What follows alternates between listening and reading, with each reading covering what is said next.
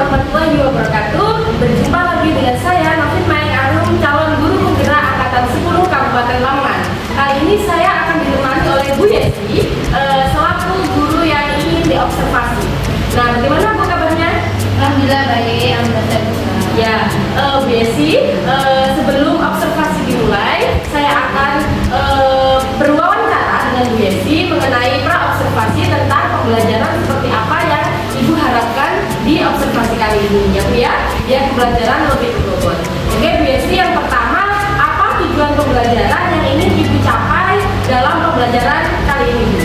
Baik, berdasarkan rancangan pembelajaran yang saya tulis di sini atau saya rancang sebelum masuk kelas, itu yang pertama peserta didik mampu menguraikan hasil telaah terhadap struktur teks hasil observasi atau laporan dari LDK dan LKPD-nya. Yang kedua itu mengenalkan elemen sejarah pada kurikulum merdeka tadi, terus meningkatkan kemampuan kritis terhadap peserta didik terhadap masalah yang saya berikan di kelas. Selanjutnya yaitu meningkatkan daya ingin tahu peserta didik tentang peristiwa-peristiwa sejarah. Oke, kemudian Bu, itu tujuan pembelajarannya. Ya. Kemudian area pengembangan yang Ibu capai dalam pembelajaran itu seperti apa Bu? Untuk area pembelajaran pengembangannya, saya melakukan dua tipe atau dua model. Yang pertama yaitu pengetahuan. Dari pengetahuan tadi, itu ingin menguraikan hasil dari telaah terhadap struktur teks laporan hasil observasi atau hasil dari LKPD tadi. Terus yang kedua yaitu keterampilan, bagaimana mereka menulis atau merangkum dari semua masalah yang sudah saya berikan tadi. Berarti ada area pengembangan pengetahuan dan keterampilan ya Bu ya? Ya. Nah kemudian seperti apa sih strategi dalam Ibu mengajar, entah itu dari model pembelajaran ataupun dari media pembelajarannya Bu? Untuk pembelajaran kali ini ya, insya Allah akan saya lakukan berdiferensiasi berdasarkan kesiapan pembelajaran peserta didik yang diintegrasikan dengan pembelajaran sosial dan emosionalnya tadi. Terus untuk model pembelajarannya, saya melakukan problem based learning. Untuk metodenya, saya menggunakan diskusi kelompok yang nantinya akan saya bagi kelompok di dalam kelas tadi.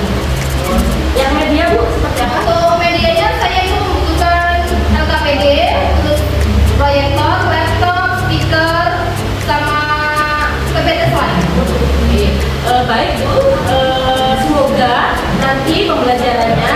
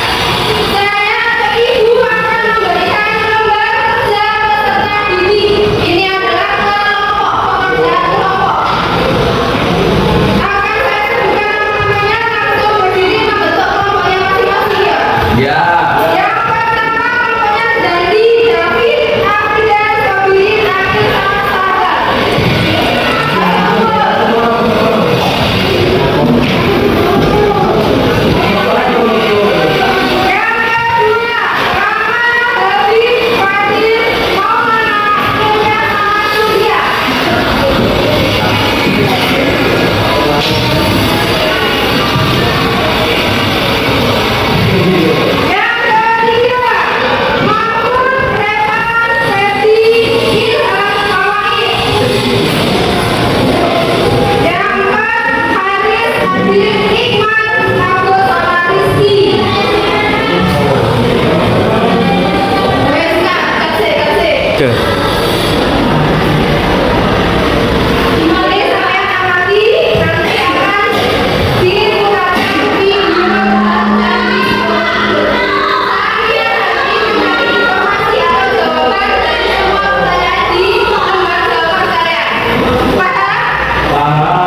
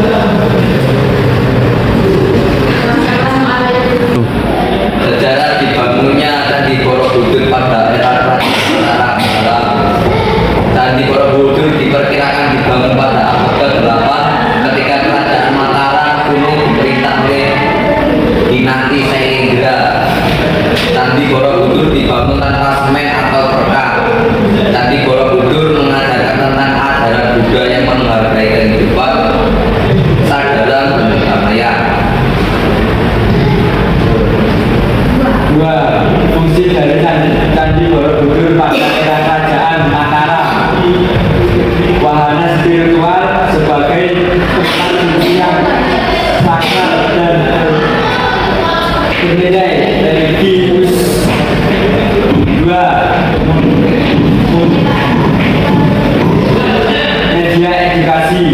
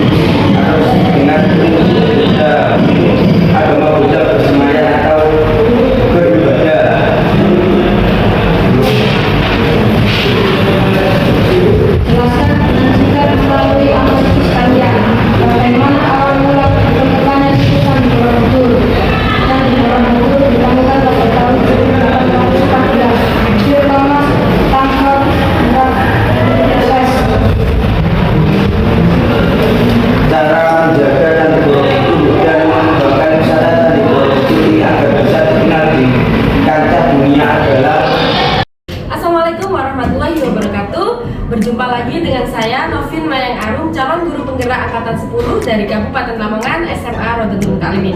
Kali ini saya tidak sendirian, saya ditemani oleh Ibu Yesi selaku guru yang kemarin kelasnya saya observasi, dan kemudian Ibu Nur selaku pengajar praktik guru penggerak angkatan 10 Kabupaten Lamongan. Selamat pagi Bu. Assalamualaikum. Gimana kabarnya? Sehat? Alhamdulillah. Sehat ya? Ya, kali ini saya akan bertanya ke Bu Yesi mengenai pasca observasi setelah kemarin kelasnya saya observasi di supervisi akademik. Nah, gimana Bu perasaannya kemarin setelah kelasnya diobservasi? Apakah sudah berjalan dengan lancar atau bagaimana? Alhamdulillah untuk observasi kemarin itu awalnya sedikit belum terbiasa. Belum terbiasa karena diobservasi langsung oleh calon guru penggerak. Tapi lama-kelamaan pada saat jam pelajaran dimulai ya sudah terbiasa, dan anak-anak juga mengikuti pelajaran dengan sempurna. Oh ya, alhamdulillah anak-anak sudah melakukan kegiatan pembelajaran dengan sempurna ya Bu ya. Bagaimana terkait dengan kegiatan jalannya observasi di kelas kemarin Bu? Apakah sudah berlangsung tahap demi tahap atau langkah-langkahnya sudah sesuai seperti itu?